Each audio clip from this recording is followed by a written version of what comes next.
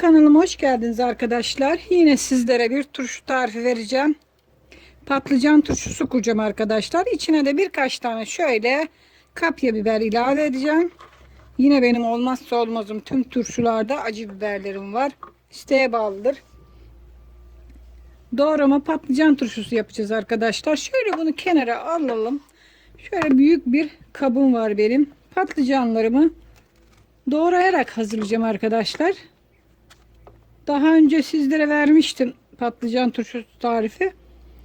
Onlar şöyle karnıyarık patlıcan turşusuydu. Bunları da doğrayarak hazırlayacağız. Nasıl yapacağız? Şöyle patlıcanı benim çok kalın öyle yumruk gibi patlıcanlardan değil. Bostan patlıcanlarından değil. Uzun patlıcan. Onun için dörde bölüyorum arkadaşlar. Bakın bu şekilde kabuklarını soymuyorum ve dörde bölüyorum. Şöyle bakın. Bu şekilde çok fazla minik minik de değil. Doğruyorum. Bakın. Bu şekilde patlıcanlarımı ilk önce doğrayacağım arkadaşlar. Tuzlu suda bekleteceğiz ki acıları gitsin. Çünkü biliyorsunuz patlıcan genelde acı olur ve kara suyunu salar. Onun için bunu tuzlu suda biraz bekletmemiz lazım. Tuzda şöyle bakın. Bu şekilde doğruyorum.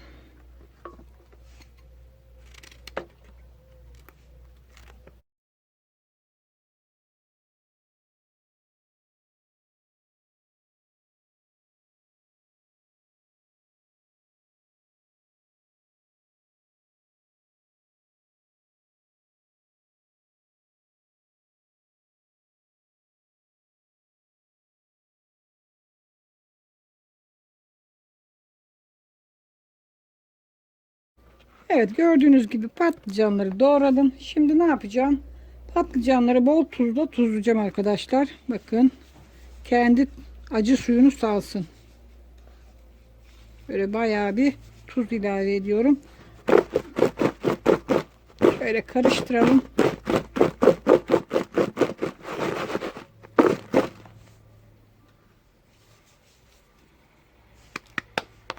Evet, patlıcanlarımızı doğradık, tuzladık. Şöyle kenarda beklesin. Su dökmeyeceğim arkadaşlar. Bu şekilde de tuzlu suyunu salacaktır. Şöyle kabıma alayım. Burada benim kırmızı biberlerim var. Şimdi buna da kırmızı biberleri doğrayacağım. İçinden çekirdeğini çıkaralım. Bakın bu şekilde. Onları da aynı şekilde dörde bölerek doğrayacağım arkadaşlar.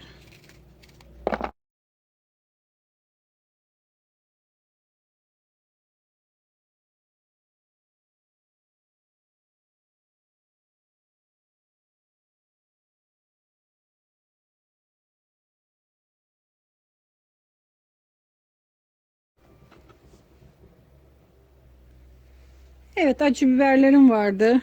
Onları da şöyle ikiye, bu isteğe bağlıdır, sevmeyen kullanmasın. Ya da evinde acı biber olmayan arkadaşlar karabiber de atabilir arkadaşlar. Tane karabiberlerden de atabilir. Aynı acılığı verecektir. Evet, gördüğünüz gibi biberlerimi de doğradım. Patlıcanlarımı daha önceden tuzlamıştım burada.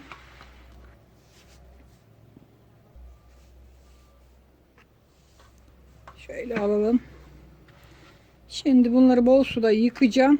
Acıları gitsin. Şöyle alalım. Bakın. Gördüğünüz gibi acı suyunu nasıl saldı. Şimdi böyle sıkarak bunları bol suda 3-4 kez yıkayacağım arkadaşlar. Evet arkadaşlar, patlıcanlarımı bol suda yıkadım. Tamamen acıları gitmesi için. Mor rengi pek kalmadı arkadaşlar. Şimdi turşumuzu hazırlama aşamasına geçelim. Doğramış olduğumuz biberleri, bir tanesi kalmış, şöyle üzerine döküyoruz. Bir tanesi kalmış, onu da koyalım. Şöyle karıştıralım. Kavanozun içinde de koyabilirsiniz arkadaşlar. Sıra sıra da koyabilirsiniz. Bu tamamen sizin arzunuza kalmış. Ya da benim gibi hepsini birden şöyle karıştırıp o şekilde de koyabilirsiniz. Evet. Gördüğünüz gibi karıştırdık. Şöyle burada benim 2 kiloluk bir kavanozum var. Ben buna koyacağım.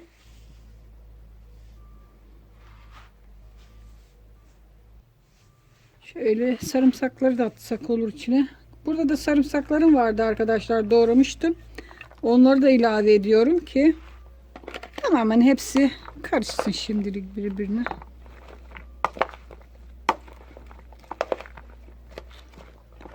Evet, sarımsağını da attık.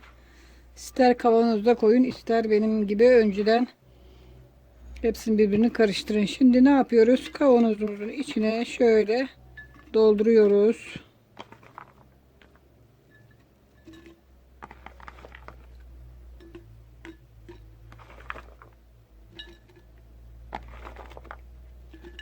İnşallah iyi gelir. Fazla artarsa başka kavanoza koyacağız. Patlıcan turşusu çok güzel olan bir turşu arkadaşlar. Ben geçen sene türlü koymuştum. Kış sebzelerinden karnabahar, lahana. O kadar çok sevdim ve beğendim ki hatta karnabahar da çok yakışıyor arkadaşlar. Karnabahar turşusunu da denemenizi özellikle tavsiye ederim. Çok lezzetli olan bir turşu.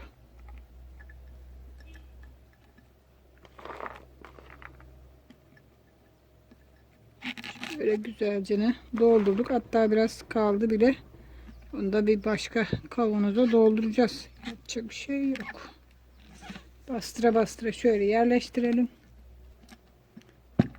Şöyle iyice yerleşsin ki bakalım ne alacak.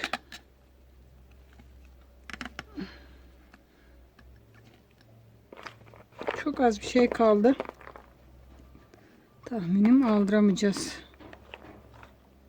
Ne kadar patlıcan var derseniz arkadaşlar, burada 1 kilo patlıcan var. Yarım kilo kadar da biber var. Bahçemden topladım ama özellikle çektim ki alıcık yapacak arkadaşlara kilo vereyim. Ama gördüğünüz gibi 1,5 kilo fazla geldi. Yani kavanoza bayağı bir şu kadar arttı. Bakın. Bunu da yarım kiloluk bir kavanoza koyabiliriz artık.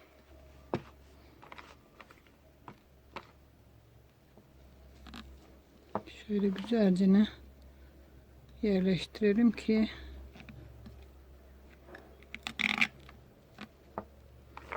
evet kalsın.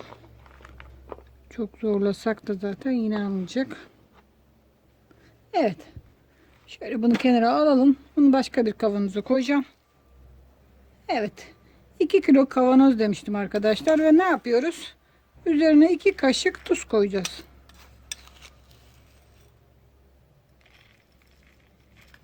Yeterli olacaktır. Zaten patlıcanları tuz ile karıştırmıştık. Bol suda yıkamanız lazım arkadaşlar. Eğer tuzlu bırakırsanız tuz oranı fazla olur. Ne kadar bol yıkarsanız o kadar iyi olur. Üzerine şekerini ilave ediyorum. Yine 2 kaşık koyacağım. Neden? Patlıcan biliyorsunuz kendi acısı olan bir sebze. Onun için birebir ölçü koyacağım. Acısı yani mahurunu salar. Üzerine sirkesini ilave ediyorum. 2 bardak da sirke dökeceğim arkadaşlar. 1 ve 2 bardak sirkemizi de döküyoruz.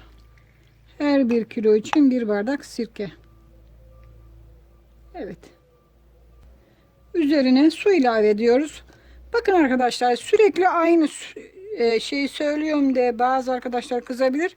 3'te 1'i sirke olacak genelde. Bakın 2 kiloluk bidona 2 bardak sirke döktüğümüz zaman 3'te 1'ini zaten oluyor. Otomatikman oluyor. Diğer kalan 3'te 2 kısmına su koyacağız. Standart ölçü bu şekildedir arkadaşlar. Üzerine su dolduruyoruz. Kavanozumuz dolana kadar Ve bu turşumuz bu kadar kolay işte. Hazırladık arkadaşlar.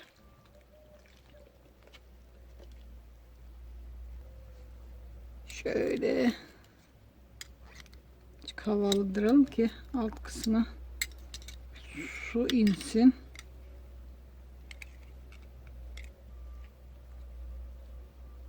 Özellikle bu turşuyu denemenizi tavsiye ederim arkadaşlar. Çok lezzetli olan bir turşu. Muhteşem oluyor. Şöyle üzerine de yaprak koyacağım. Bunun sebebi, bakın, bu kavanozun kapağı yukarıda. Şöyle yaptığım zaman bakın değmiyor hiçbir şekilde. Eğer içine göçük kapak olursa yaprak koymanıza hiç gerek yok. Ya da bir çubuklarla ya da kapak aparatları oluyor bunların, turşu aparatları. Eğer öyle bir şey bulursanız üzerini kapatabilirsiniz arkadaşlar. Şöyle yapıyorum ki kuruda kalmasın. Turşumuzu hazırlamak bu kadar kolay arkadaşlar. Ezan okunuyor. Bugün cuma olduğu için cuma saati şu anda. Aziz Allah Celle Şanlı. Evet arkadaşlar, kanalımda birçok turşu tarifi verdim daha önceden. Tamamını turşular etiketi altında, turşular oynatma listesi altında tamamını bulabilirsiniz. Hatta linklerini de aşağıya bırakacağım arkadaşlar. Hepsi birebir ölçü tariflerdir. Birebir ölçülüdür. Gönül rahatlığıyla yapabilirsiniz. Şöyle ne yapalım? Yine karıştıralım. Neden? Çünkü sirke ve su birbirine karışsın. Başka hiçbir şey yapmanıza gerek yok zaten. İşte bu kadar basit. Umarım sizler için hazırlamış olduğum doğrama patlıcan turşusu tarifini beğenmişsinizdir arkadaşlar. Sizler de evinizde yapar, hazırlarsınız. Tariflerimi beğeniyor iseniz beğen tuşuna basın. Kanalıma abone olmadıysanız abone olun. Sosyal medyada tariflerimi paylaşın arkadaşlar. Bu bizim için çok önemli. Kanalımızın gelişmesi, büyümesi için çok önemli. Hoşça kalın, afiyetle kalın.